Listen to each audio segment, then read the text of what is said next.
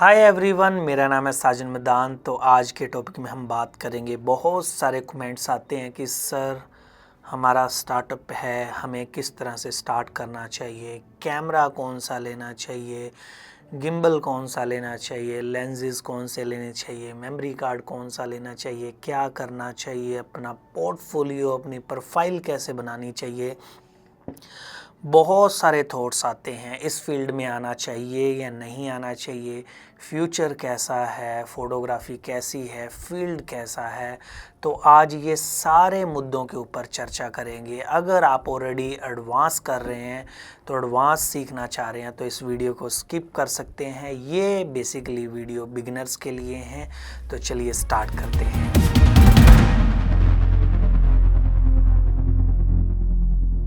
देखिए, कुछ टॉपिक्स मैं अपने मोबाइल के अंदर लिख चुका हूँ, मैं आपको थोड़ा थोड़ा सुजेशन देता रहूँगा। सबसे पहला टॉपिक मैंने लिखा है कि खुद के लिए काम करना है ज़िंदगी में।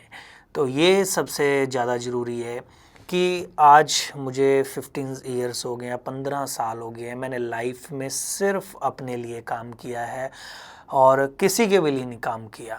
बेसिकली इसका उदाहरण क्या है कि अगर मैं सोनी का मेंटर हूँ तो मैं वहाँ पे वर्कशॉप पे जाकर ये नहीं सोचता कि ये सोनी का वर्कशॉप है। मैं सोचता हूँ कि मेरा वर्कशॉप है, वहाँ पे मैं 100% देकर आता हूँ अपनी तरफ से। और मैं ये पिछली वीडियो में चर्चा कर चुका हूँ कि आप 100% किसी को भी सेटिस्फाई नहीं कर सकते हैं। आगे अगर 100 लोग बैठे मेरी वर्कशॉप देख रहे हैं तो 100 को आप सेटिस्फाई नहीं कर सकते हैं। तो इसी तरह मैं अपना 100% देता हूँ, अपनी वर्कशॉप समझ कर करता हूँ। मैं अपनी वेडिंग्स हैं, जो प्री वेडिंग्स हैं, मैं अपनी पूरी जान लगा कर करता हूँ। मैं सोचता हूँ कि ये मेरी लाइफ की आखिरी या फर्स्ट मेरी वेडिंग है, ऐसे सोचकर काम कर रहा हूँ। मैंने हज़ारों प्री वेडिंग, हज़ारों वेडिंग्स कर चुका हूँ। मुझे ये खुद को याद नहीं, मैंने पहली प्री वेडिंग 2016 के अंदर की थी। उसके बाद तो मैं गिन भी नहीं सकता कि कितनी प्री वेडिंग्स मैं कर चुका हूँ और वेडिंग्स कर चुका हूँ। तो कहने का मतलब है कि आपको ज़िंदगी में अगर कुछ सीखना है तो खुद के लिए काम करना है। बहुत सारे लोग क्या होते हैं कि ये सोचते रहते हैं कि यार 7 कब बजेंगे, अगर जॉब पे है वो बोलता है कि 7 कब बजेंगे, मैं घर पे कब जाऊँ, भैया सैलरी मुझे 3 दिन पहले दे दोगे। बेसिकली वो खुद के लिए काम नहीं करते। एग्जाम्पल, जो एक एडिटर होता है, देखिए 100% कुछ भी नहीं होता। मैंने क्या कहा, बहुत सारे लोग हैं लगन से काम करते हैं, मेहनत से काम करते हैं, शिद्दत से काम करते हैं। मैं वो कहना चाह रहा हूँ कि अपने लिए काम करना है हमेशा, भला आप जॉब पे हैं, फ्रीलांसर हैं या ओनर हैं। ज़िंदगी में जब कोई भी फील्ड है, या आप सिनेमेटोग्राफी कर रहे हैं, फोटोग्राफी कर रहे हैं, मैं ये सोच के करता हूँ कि ये मेरा काम है, ये पहला और लास्ट काम है, पूरी शिद्दत से करना है इसे। आगे सेटिस्फाई कोई हो या ना हो, मैं अपना 100% देकर आऊँगा वहाँ पे। अगर मैं पोर्ट्रेट करने जा रहा हूँ तो वहाँ पे भी मैं अपनी पूरी जान लगाता हूँ कि हाँ, कि ऐसे नहीं पीछे हट गया भी भैया ये पोर्ट्रेट करवाएगा, मैं तो ट्रेडिशनल वाला हूँ, नहीं ये ज़्यादा अच्छे पोर्ट्रेट करवाते हैं। तो ऐसा कभी भी नहीं सोचता। हमारी, अगर मैं खुद के लिए काम करूँगा, आगे 100 ऑडियंस बैठी है, अगर मैं वर्कशॉप दे रहा हूँ, कॉन्फिडेंस किसका बिल्डअप हो रहा है? मेरा। कि आगे यार कल को 5000 बैठा हो, कि मेरा कॉन्फिडेंस बिल्डअप हो रहा है। कि अगर मैं एक जॉब पे कर रहा हूँ एडिटिंग, तो मैं अगर अपने ओनर को अच्छी चीज़ बना के दूंगा, खुश होगा, तभी मेरी सैलरी बढ़ाएगा। हम बेसिकली नेगेटिविटी पे काम करते रहते हैं। नेगेटिविटी, हम सोचते हैं कि वो मुझे पहले 5000 देगा तभी मैं अच्छा कैमरा लेके आऊँगा। हम नेगेटिविटी पे काम करते हैं। भैया जब तुम अच्छा कैमरा लेके आओगे, 5 में 10,000 वाली क्वालिटी दिखाओगे या 2 में 10,000 वाली क्वालिटी दिखाओगे, तभी वो आपको पे करेगा। वो अपने आप कभी नहीं बोलेगा कि भैया आज मैं खुश हूँ कि 10,000 रुपये ले जा। वो आपको और डिक्रीज़ करेगा ही करेगा। सबसे पहले लाइफ में पहला पॉइंट है कि खुद के लिए काम करना है। इस टॉपिक्स को याद रखना आप। और जो दूसरा टॉपिक मैंने लिखा है, आपने गुस्से पे काबू रखना है। देखिए, बहुत सारे फोटोग्राफर्स होते हैं कि वो खाने के लिए ही गुस्सा हो जाते हैं कि मुझे खाना नहीं मिला या ऐसा हो गया। बहुत सारा पेशेंस पे काबू रखना बहुत ज़्यादा ज़रूरी होता है कि अगर मैं आज 10-12 ब्रांड के साथ काम कर रहा हूँ, DJI, Xeon, सोनी और बहुत सारे ब्रांड्स हैं जिनके साथ मैं काम कर रहा हूँ, तो वहाँ पे पेशेंस होना बहुत ज़्यादा ज़रूरी है कि मेरे से भी लेजेंड्स फोटोग्राफर हैं मार्केट के अंदर, लेकिन मैं ही क्यों। पेशेंस सबसे बड़ी चीज़ है कि आपने पेशेंस रखना है लाइफ के अंदर। टाइम आएगा, आज नहीं कल, कल नहीं परसों, वो टाइम आएगा ही आएगा, लेकिन पेशेंस। जब आपने एकदम से किसी को जवाब देना स्टार्ट कर दिया कि नहीं नहीं ऐसा नहीं ऐसा होता, समझाना स्टार्ट कर दिया, वहाँ पे हमारे ड्रॉबैक स्टार्ट हो जाते हैं। अगर कहने का मतलब है कि हमें एक छोटा सा आदमी भी समझा रहा होता है, हम कहते हैं जी जी सर, बिल्कुल सर, ध्यान रखेंगे आगे से। ऐसा नहीं है कि तू कौन है, 10 साल हो गए हैं मुझे कि तू समझाएगा आज हमें, नहीं। वहाँ पे पेशेंस रख के काम करते रहना है। आगे वाला बंदा आपको समझेगा कि ये गधा है, उसे समझने दो, गधा है, लेकिन उसे नहीं पता कि आप उसके ऊपर आप बैठे हो। तो कहने का मतलब है पेशेंस को सबसे ज़्यादा ज़रूरी है। सिर्फ कैमरा लेना, एक्सेसरी लेना, ये 10-15 लाख की किट लेना सब कुछ नहीं है। पेशेंस सबसे बड़ा मुद्दा है इस फील्ड के अंदर। जब तक आपके अंदर वो नहीं है, आपको गालियाँ नहीं सुननी आती, आप तब तक सक्सेसफुल नहीं हो पाएंगे। अगर गालियाँ अगर आ रही हैं, अगर आप रिप्लाई कर देते हैं उन गालियों का, वहाँ पे हमारा ड्रॉबैक आना स्टार्ट हो जाता है। और ये मैं एक चीज़ मैं आपको बताना चाह रहा हूँ, अपनी पर्सनल लाइफ के एक्सपीरियंस बता रहा हूँ कि अगर जो भी मैंने इस फील्ड से बहुत कुछ अर्न किया है। इस फील्ड के अंदर मैं बता भी नहीं सकता कि मैं सिंपल सी बात बताना चाह रहा हूँ कि मैं बिल्कुल, एक होता है जीरो, मैंने माइनस से स्टार्ट किया है। मतलब सिंपल है, मैं ज़्यादा कैमरे के आगे नहीं मैं अपनी स्टोरी बताना चाहूँगा कि मैं किसी दिन एक अपनी स्टोरी खुद बताऊँगा कि एक वीडियो के ज़रिए कि मैं कहाँ से मैंने स्टार्टअप किया। मैं सिर्फ ये बताना चाह रहा हूँ कि मैंने, एक होता है ज़ीरो, एक माइनस, वहाँ से स्टार्टअप किया और मैं अपनी लाइफ का एक्सपीरियंस जो मैंने नोट किया यार भी क्या होना चाहिए, क्या था क्या नहीं, तो वो चीज़ें शेयर कर रहा हूँ। तो पेशेंस होना 100% ज़रूरी है। इसके बिना मैं किसी की तरफ देखता भी नहीं, आगे गालियाँ दे रहा हूँ मैं निकल जाता हूँ, वो सबसे ज़्यादा ज़रूरी है।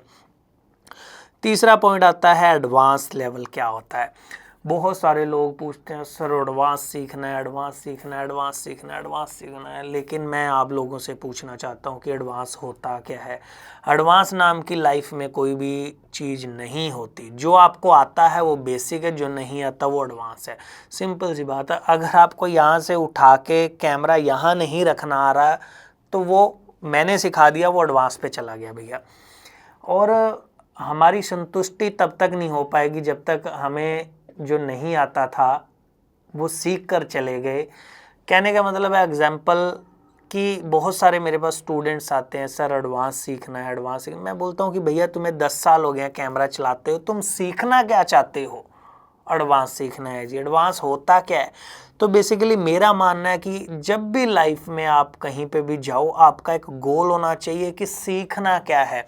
मैं 10 साल से कैमरा चला रहा हूँ, मैंने सीखना है कि जी अब सिनेमा में काम कैसे होता है, उसमें लेंसेज कौन से चाहिए, ग्रेडिंग कैसे होगी। मैं एडिटर हूँ, मैं कलर ग्रेडिंग सीखना चाहता हूँ, मैं कलर ग्रेडिंग सिर्फ सीखना चाहूँगा। लेकिन सिर्फ आप कभी भी लाइफ में ये मत सोचना कि एडवांस सीखना है। आपको गाड़ी चलानी आ रही है, भी एडवांस सीखना है। एडवांस उसमें क्या, आपकी वो प्रैक्टिस है। एडवांस जो है आप जितना ज़्यादा उसे घिसेंगे वही है। आप बेसिक अगर आप क्लियर कर चुके हैं। और एक चीज़ और, 3-4 हज़ार स्टूडेंट पढ़ाने के बाद पता चलता है कि लोगों का बेसिक क्लियर नहीं है। बेसिकली हमें लगता है कि सीधा यहाँ से स्टार्टअप हो रहा है, यहाँ पे जाके ऊपर जाके फंस जाते हैं। लेकिन मेरा मानना है कि बेस को क्लियर करना बहुत ज़्यादा ज़रूरी है। और भी इसके अंदर बहुत सारे पॉइंट्स आते हैं, लेकिन कभी इसके बारे में और डीपली चर्चा करेंगे। कुछ टॉपिक रह गया हो तो आप मुझे कमेंट करके बता सकते हैं। और वैसे मैं अपना एक्सपीरियंस शेयर कर रहा हूँ। सिनेमेटोग्राफी क्या है ये पिछली वीडियो में मैं वैसे क्लियर कर चुका हूँ। एक राइटर ने जो लिखा है और एक डायरेक्टर ने जो सोचा है, वो सिनेमेटोग्राफर ने उतारना होता है कि वो बाहुबली देखेंगे। एक सिनेमेटोग्राफर का विज़न है कि भैया यहाँ पे स्पेस दे के मतलब एक्टर को खड़ा करना है कि यहाँ पे कुछ भी मैं प्लेसमेंट 3D में लेके आऊँगा। और इसके अंदर photography motion picture photography, film making होता है। जैसे जो फर्स्ट मूवी आई वो कट टू कट बनना स्टार्ट हुई, कटिंग्स के साथ उसको कैप्चर करते हैं, मोशन के अंदर कैप्चर करते हैं। हंसने वाली फिल्म हंसाती है, रुलाने वाली रुलाती है। और इसी तरह वेडिंग्स के अंदर हम इमोशंस को कैप्चर करते हैं। और दैट्स इज सिनेमेटोग्राफी कि उसके बीच बीच में से ग्लिम्स को, पॉइंट्स को उठाना। और मैंने बताया कि हर बंदे की आप वीडियो देखोगे सिनेमेटोग्राफी की परिभाषा अलग दिखेगी, लेकिन मेरा जो एक्सपीरियंस है वो है कि एक राइटर डायरेक्टर का जो विज़न है उसको कैमरे में उतारना, कट टू कट काम करना, रूल्स होते हैं, बहुत सारी दुनिया भर की चीज़ें हैं। मैं इस वीडियो के अंदर ज़्यादा एक्सप्लेन नहीं कर पाऊँगा ऐसे। उसके बाद एडिटिंग क्या है, कैसे करें। देखिए एडिटिंग मुझे आज लगभग लगा लीजिए 2016 से लेके आज तक कर रहा हूँ। 10-12 साल तो हो गए मुझे लगता है, नहीं 10 कुछ साल हो गए हैं। हाँ 8-9 साल हो गए हैं।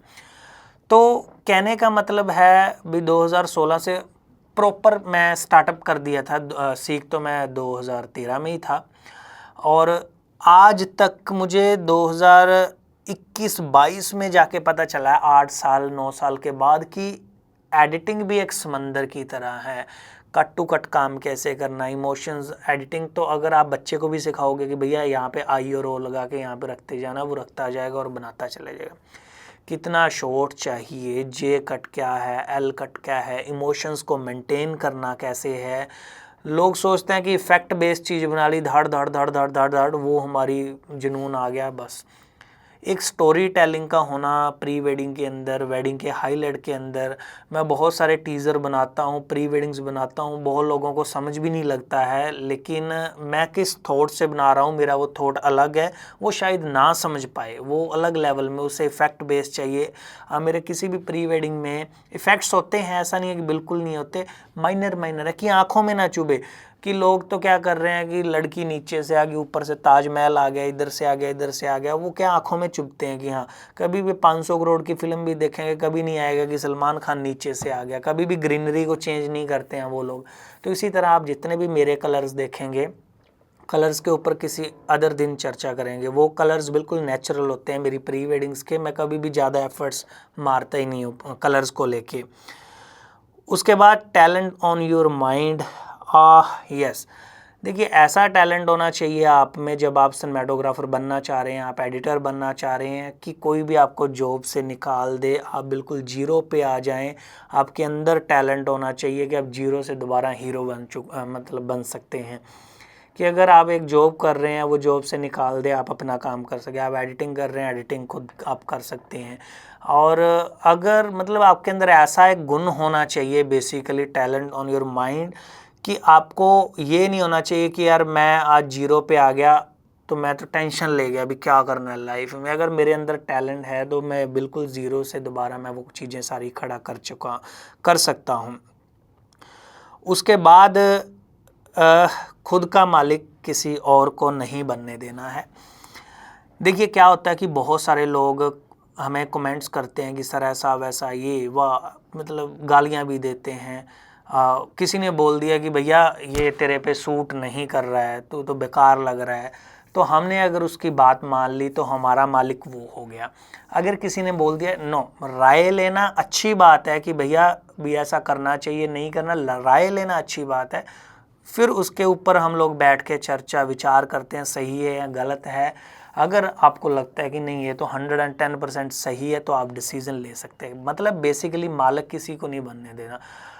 मैं इतना आज पहुंचा, चैनल स्टार्ट किया, लोगों ने डीमोटिवेट किया, गालियां दी दुनिया भर की, सारा कुछ मैं कर करा के, लोगों ने कसम लगे ये तक बोल दिया कि यार यूट्यूब, जब मैंने सबसे पुराना यूज़र मैं ही हूँ, शायद मैंने 2014 में स्टार्ट किया था। मेरा यूट्यूब चैनल सस्पेंड भी हो गया था 2018 के अंदर 1.5 लाख सब्सक्राइबर पे।